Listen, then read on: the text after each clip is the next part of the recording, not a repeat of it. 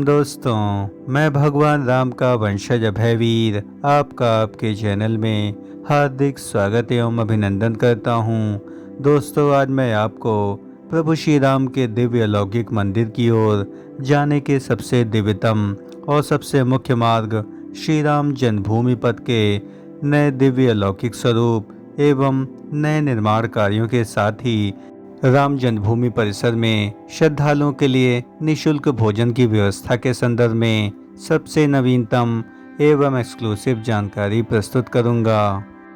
सामने आप देख सकते हैं कि प्रभु श्री राम के मंदिर का मुख्य दर्शन मार्ग श्री राम जन्मभूमि पथ का यह सबसे नवीनतम परिदृश्य है। और आप यहां देख सकते हैं कि अयोध्या में पिछले 3 से 4 दिनों में भारी बारिश के दौरान यहाँ की स्थिति कुछ असामान्य थी, लेकिन खिली धूप होने के कारण यहाँ पर स्थितियाँ पूरी तरीके से सामान्य हो चुकी हैं, क्योंकि इस मार्ग में पहले से ही सीवर लाइन डाली गई थी। अतः यहाँ पर जल भराव की स्थिति कुछ ही समय तक हो पाई और सारा जल सीवर के माध्यम से परिसर से बाहर निकाल दिया गया, क्योंकि यहाँ पर यूटिलिटी डक्ट कार्यों को पिछले 4 से 6 महीनों में लगातार कार्य इस पर किया गया था और इस कारण से इस परिसर में जल भराव की स्थिति उत्पन्न नहीं हो पाई। सामने आप देख सकते हैं कि जुलाई माह के आरंभ होते ही यहाँ पर श्रद्धालुओं की संख्या में खासी गिरावट दर्ज की गई है और यहाँ पर श्रद्धालु काफ़ी कम संख्या में आपको दिख रहे होंगे, लेकिन इसका जो मुख्य कारण है वह कृषि कार्यों से जुड़ा हुआ है, क्योंकि भारी बारिश होने से यहाँ पर धान की बुआई बड़े पैमाने पर की जाती है और अयोध्या और इससे जुड़े हुए आसपास के जिलों के लोग यहाँ पर रामलला के दर्शन करने भारी तादाद में आते हैं। लेकिन धान की बुआई आरंभ होने के कारण यहाँ पर श्रद्धालुओं की संख्या में कुछ गिरावट दर्ज की गई है। उम्मीद है कि सावन के आरंभ होते ही यहाँ पर श्रद्धालुओं की भारी तादाद आपको देखने को मिलेगी और अयोध्या प्रशासन द्वारा जारी नए आंकड़ों के अनुसार यहाँ पर दिन प्रतिदिन 70,000 से अधिक श्रद्धालु रामलला के दर्शन फिलहाल वर्तमान में प्राप्त कर रहे हैं। लेकिन उम्मीद है कि अगस्त माह से पहले यहाँ पर 1 लाख से अधिक श्रद्धालुओं की संख्या आपको देखने को मिलेगी। श्री राम जन्मभूमि ट्रस्ट ने यहाँ पर नियमित दर्शन करने वाले श्रद्धालुओं के लिए एक नई गाइडलाइन जारी की है, जिसमें यहाँ पर निवास करने वाले नियमित दर्शनार्थी को यहाँ पर अलग से लेन यहाँ पर परिसर में बनाई जाएगी। और आप देख सकते हैं कि यहाँ पर जो स्टील की रेलिंग है, इसमें महिलाओं, दिव्यांग जनों, वृद्ध जनों और साथ ही पुरुषों के लिए अलग अलग लेन निर्मित की गई है। लेकिन अब नियमित दर्शन करने वाले यहाँ के स्थानीय निवासियों को भी अलग से यहाँ पर लेन निर्मित की जाएगी, ताकि इनको दर्शन करने में किसी भी प्रकार की असुविधा ना हो। जन्मभूमि पथ मार्ग की जो सबसे बड़ी विशेषता है कि यह अयोध्या के रामकोट परिक्षेत्र में स्थित है और यह अयोध्या के सबसे पवित्रतम परिक्षेत्र में माना जाता है और यह परिसर काफ़ी अधिक ऊंचाई वाला क्षेत्र है और इस कारण से यहाँ पर जल भराव की स्थिति तत्काल रूप से उत्पन्न नहीं हो पाई और सारा जल यहाँ पर निचले परिक्षेत्र यानी जहाँ पर प्रवेश द्वार निर्मित है वहीं पर कुछ समय के लिए एकत्रित रहा। तो मैं आपको बताना चाहूँगा कि जब भी आप राम जन्मभूमि पर परिसर में ऊपर की ओर चढ़ेंगे तो यहाँ पर परिसर काफ़ी अधिक ऊंचा प्रतीत होगा और इस कारण से रामपथ मार्ग पर बहुत ही विस्तृत रूप से जल भराव की स्थिति उत्पन्न हो गई। लेकिन रामपथ हो चाहे भक्ति पथ अथवा जन्मभूमि पथ मार्ग, हर जगह यूटिलिटी डक्ट कार्य पहले से ही पूर्ण किए गए हैं, लेकिन कुछ विषम परिस्थितियों की वजह से यहाँ पर जल भराव की स्थिति उत्पन्न हुई। ऐसी विषम परिस्थितियों के लिए जिम्मेदार अधिकारियों एवं कर्मचारियों के खिलाफ सख्त कार्रवाई की आवश्यकता है और पिछले कुछ दिनों पहले ही आदरणीय मुख्यमंत्री जी ने 6 विभागीय कर्मचारियों एवं अधिकारियों को निलंबित किया था, जो कि जन्मभूमि पथ मार्ग एवं रामपथ मार्ग के निर्माण कार्यों की अनियमितता में दोषी पाए गए थे। जन्मभूमि पथ के निर्माण कार्यों पर पिछले 6 से 7 महीनों से मैं लगातार वीडियो अपलोड करता रहा हूं और जिसमें मैंने आपको यहां के सभी बेहतर निर्माण कार्यों की रूपरेखा को स्पष्ट रूप से दिखाया है और मुझे ऐसा प्रतीत होता है कि जन्मभूमि पथ मार्ग अयोध्या में सबसे बेहतर ढंग से निर्मित किया गया है, अतः यहाँ पर कोई भी असुविधा श्रद्धालुओं को देखने को नहीं मिलेगी। और यहाँ पर कैनोपी शट के निर्माण कार्य भी अब लगभग 95% के आसपास पूर्ण हो चुके हैं। और यहाँ पर बंदरों के भारी उत्पात की वजह से आए दिनों यहाँ पर कैनोपी शट की जो शेड है अक्सर टूटे मिलते हैं, अतः इसके लगातार रिपेयरिंग का कार्य भी परिसर में जारी रहता है।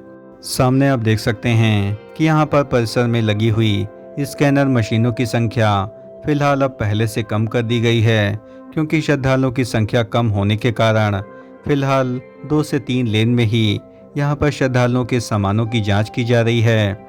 और उम्मीद है कि श्रद्धालुओं की संख्या बढ़ने के साथ साथ यहाँ पर स्कैनर मशीनों की संख्या पहले से अधिक बढ़ा दी जाएगी। और जब यह संख्या 2 से 2.5 लाख पहुँच गई थी तो 3 से 4 स्कैनर मशीनें अलग से परिसर में लाई गई थीं। और यहाँ पर नई तकनीक वाले उपकरण भी परिसर में लगाए जाने हैं।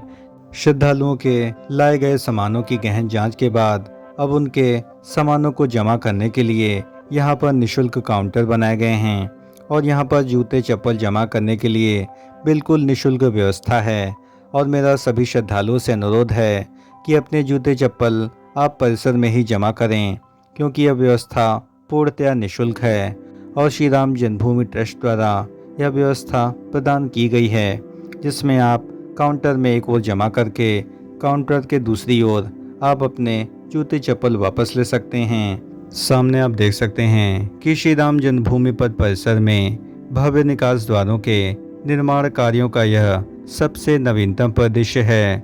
और आप यहाँ देख सकते हैं कि निकास द्वारों में पिलर्स पर लगाए जाने वाले FRP एवं पत्थरों को यहाँ पर परिसर में रखा गया है। और साथ ही इसके निर्माण कार्यों की नवीनतम कार्य प्रगति की बात करें तो लगभग 70% के आसपास निकास द्वार के प्रवेश द्वार का निर्माण कार्य पूर्ण हो चुका है। और इसके पीछे बनने वाले भवनों के निर्माण कार्य पूर्णता की अवस्था में हैं।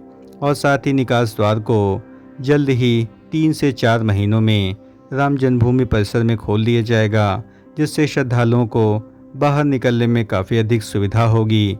और यह द्वार पूरी तरीके से नागर शैली में भव्यता से निर्मित किया गया है। और यह पूरी तरीके से गुलाबी बलुआ पत्थर यानी पिंक सैंडस्टोन से निर्मित है।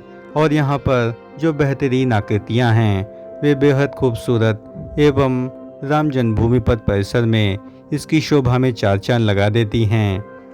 सामने आप देख सकते हैं कि यहाँ पर लाकर रूमों के जो निर्माण कार्य हैं वह लगभग पूर्ण हो चुके हैं। और अभी फिलहाल श्रद्धालुओं की कम संख्या को देखते हुए आधे से कम लाकरों का अभी फिलहाल इस्तेमाल किया जा रहा है।